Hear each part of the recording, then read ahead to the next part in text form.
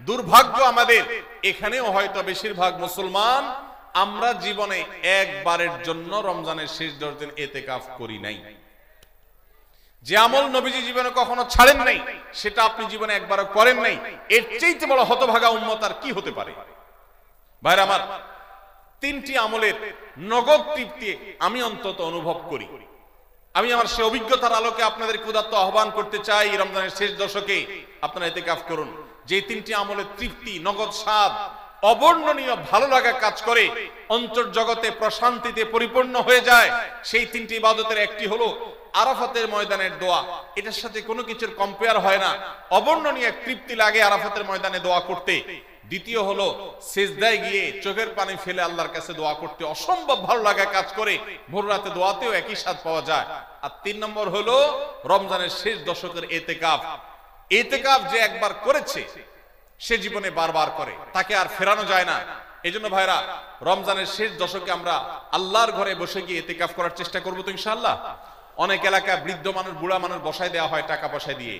যে টাকা নিয়ে ইতিকাফ করে সেও গুনাহগার, আর যারা টাকা নিয়ে ইতিকাফে বসায় তারাও গুনাহগার। কারণ ইবাদত টাকা পয়সা দিয়ে চলবে না।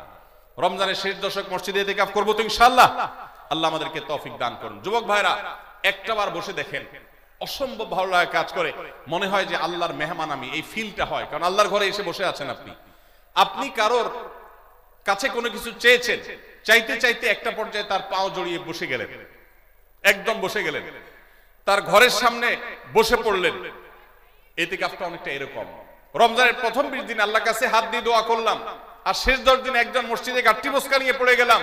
ব্যাপারটা হলো কারো পায়ে ধরে পড়ে যাওয়ার মতো। আশা করা যায় ইতিকাফকারীকে আল্লাহ তাআলা ক্ষমা না করে মসজিদ থেকে ফেরাবেন না। এজন্য ইতিকাফ করার চেষ্টা করবো তো ইনশাআল্লাহ। আমরা ব্যস্ততার অজুহাত দেই। ভাইরা আমার, যে কোনো মুহূর্তে দুনিয়া থেকে চলে যেতে হতে পারে। এই জন্য এই রমজানে প্ল্যান করেন, যত ব্যস্ত হন না কেন। আমি তো আমার সমস্ত ব্যস্ততাকে এক পাশে ঠেলে রেখে, আল্লাহ আমাকে যখন থেকে তৌফিক দিয়েছেন রমজানের শেষ দশকে ইতিকাফ ছাড়া বাইরে থাকবো এটা চিন্তাও করি না। এই জন্য যুবক ভাইদেরকে বলবো, প্রত্যেকটা মহল্লাতে 2 জন 5 জন 10 জন করে যুবকরা বসেন, কোরআনের গ্রুপ স্টাডি করেন, কোরআনের পাঠচক্র করেন, নিজেরা কোরআন হাদিসের আলোচনা করেন, রোনাজারি এবং দোয়া করেন। 10টা দিন আল্লাহর সাথে কানেক্টেড হওয়ার চেষ্টা করেন। 12 মাস ইবাদত, দাওয়াতের কাজ, ইসলামের কাজ করবেন, ইনশাআল্লাহ সেখানে বরকত পাবেন। রমজানের শেষ দশকে ইতিকাফ করবেন তো ইনশাআল্লাহ। আল্লাহ আমাদের সবাইকে তৌফিক দান করুন। 23 নম্বর আমল হলো শেষ দশকে ইবাদতের মাত্রা বাড়িয়ে দেওয়া। আমরা উল্টাটা করি। আমাদের দেশে রমজানের প্রথম দশকে মসজিদ ফুল হয়ে, বারান্দা ফুল হয়ে, রাস্তায়ও মুসল্লি দাঁড়ায়। আর 10 রমজান চলে গেলে 20 রমজান পর্যন্ত বাহিরের মুসল্লি কমতে কমতে বারান্দার মুসল্লি কমে ভিতরে চলে আসে। আর শেষ 10 দিনে আসলে, ঈদের দিনগুলো যখন কাছে আসে, তখন 5 ওয়াক্ত নামাজের ওই নিয়মিত মুসল্লি ছাড়া বাকিগুলো সব উধাও হয়ে যায়। নবী সাল্লাল্লাহু আলাইহি সাল্লাম কি করতেন? তার উল্টাটা। আমাদের আয়েশা বলেছেন, কানা ইয়াজিতাহিদু ফীহি মা লা ইয়াজিতাহিদু ফী গায়রি। আমাদের নবীজি সাল্লাল্লাহু আলাইহি সাল্লাম রমজানের শেষ দশকে ইবাদতের জন্য যত কষ্ট করতেন, যত সাধনা করতেন, অন্য কোন সময় ইবাদতের জন্য এত সাধনা করতেন না। অথচ আমরা দেখা যায় শেষ দশক অবহেলা কাটাই। এইজন্য ভাইরা, শেষ দশকে ইবাদতের পরিমাণ আরো বাড়িয়ে দিতে হবে, আমলের পরিমাণ বাড়িয়ে দিতে হবে। এটাই আল্লাহ তাআলার নির্দেশনা, সেটাই রমজানের শেষ দশকের আমল। 24 নম্বর আমল হলো শেষ দশকে পরিবারকে ঘুম থেকে ডেকে তোলা। এটা আলাদা সুন্নাহ। নবী সাল্লাল্লাহু আলাইহি সাল্লাম রমজানের শেষ দশক হলে কানা ইযা দাখালাল আশর আহইয়া লাইলা ওয়া আইকাযা আহলা। তিনি পরিবারকে ঘুম থেকে ডেকে তুলতেন এবং স্ত্রী সঙ্গ ত্যাগ করতেন। শেষ দশক কোমর বেঁধে ইবাদত করতেন। এটা 24 নম্বর আমল। তাহলে শেষ দশক পরিবারকে ঘুম থেকে রেখে তোলা। নবীজি অন্য কোন সময় ঘুম থেকে ইবাদতের জন্য ডাকতেন না, নফল নামাজ যার ইচ্ছা সে পড়বে, যার ইচ্ছা পড়বে না। কিন্তু শেষ দশক এত বড় অফার, এত বড় সুযোগ, কারণ লাইলাতুল কদর শেষ দশকে আছে। এই জন্য এই দশকে ইবাদতের জন্য পরিবারকে তিনি ডেকে তুলতেন। তারা শুয়ে থাকুক, তিনি এটা সহ্য করতেন না। এই জন্য 24 নম্বর আমল হলো রমজানের শেষ দশকে পরিবারকে ঘুম থেকে ডেকে তোলা এবং স্ত্রী সঙ্গ ত্যাগ করা শেষ দশকের জন্য। 25 নম্বর আমল হলো লাইলাতুল কদর অনুসন্ধান করা। রমজানের শেষ দশকের প্রত্যেকটা রাতে কিন্তু শবে কদর হতে পারে, বিশেষ করে বেজর রাতে 21, 23, 25, 27, 29 এই রাতগুলোতে লাইলাতুল কদর হওয়ার সম্ভাবনা অনেক জোরালো। সৌদি আরবের মানুষ তাদের বেজর রাতে তালাশ করবে, আমরা আমাদের বেজর রাতে তালাশ করব ইনশাআল্লাহ। নবীজি সাল্লাল্লাহু আলাইহি ওয়াসাল্লাম বলেছেন যে তাহাররাউ লাইলাতুল কদর ফিল বিতি মিনাল আশরিল আওয়াখির মিন রমাদান, রমজানের শেষ দশকের বেজর রাতগুলোতে তোমরা শবে কদর হতে পারে সে আশা বেশি বেশি করে ইবাদত বন্দেগী করো। লাইলাতুল কদরের ইবাদতকে আল্লাহ বলেছেন লাইলাতুল কদরে খায়রুম মিন আলফি শাহর, 1000 মাস, 1000 মাস ইবাদত করলে যে সওয়াব পাওয়া যাবে, লাইলাতুল কদরের এক রাতের ইবাদতের সওয়াব তার চাইতে বেশি হবে। সেই রাত কোনটা আল্লাহ নির্দিষ্ট করেন নাই, এজন্য শেষ দশকের প্রত্যেকটা রাতেই ইবাদত করার চেষ্টা করা, স্পেশালি বেজর রাতগুলোতে। 26 নম্বর আমল হলো লাইলাতুল কদরের আশায় বিশেষ দোয়া পড়া। সেটা কি? আল্লাহুম্মা ইন্নাকা আফুউন তুহিব্বুল আফওয়া ফাআফু আন্নী, আল্লাহ আপনি ক্ষমাশীল, আপনি ক্ষমাকে ভালোবাসেন, অতএব আমাদেরকে ক্ষমা করে দিন।